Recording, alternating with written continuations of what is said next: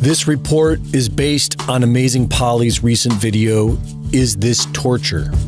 In her video, Polly examines Amnesty International's 1973 report on torture and how it seems to reflect the current response to COVID-19. According to Amnesty International's report, torture is the systematic and deliberate infliction of acute pain in any form by one person on another in order to accomplish the purpose of the former against the will of the latter.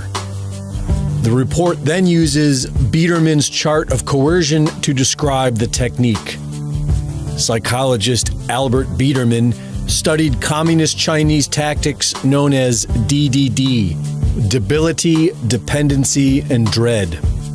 The CIA has been trained to use debility, dependency, and dread, and according to their 1983 Human Resource Exploitation Training Manual, many psychologists consider the threat of inducing debility to be more effective than debility itself.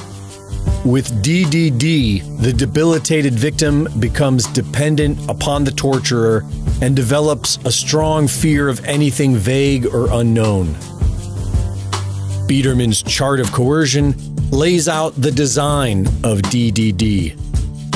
Does any of this sound familiar? Number 1, isolation. We see this with quarantines and social distancing and the prohibition of crowds and large gatherings. Number 2, monopolization of perception. Corporate mainstream media has monopolized all of pop culture, and those on social media who challenge the mainstream narrative are censored. Also listed is restricted movement and monotonous food. Number 3, induced debilitation and exhaustion. Gym closures, church closures, losing your job, school closings, and wearing masks all day long increase stress and provokes exhaustion and debilitation. Number 4, threats. We are threatened that our own children may be taken away from our homes and that experimental forced vaccines are coming. We are told that more will die if we restart America. And we are threatened with tracking chips, contact tracing, and a new normal. Number 5, occasional indulgences. Here we find fluctuations of interrogators' attitudes, such as BLM protests are good, Trump rallies are bad. Walmart is okay, but small businesses are not. The torturer will provide occasional indulgences such as rewards for partial compliance. If you just wear a mask, someday we can return to normal. Number 6, demonstrating omnipotence and omniscience. Shutting down the entire global economy was a pretty good demonstration of omnipotence. Huge fines and jail for people not wearing a mask. We see the omniscience with Anthony Fauci, Bill Gates, and other official experts.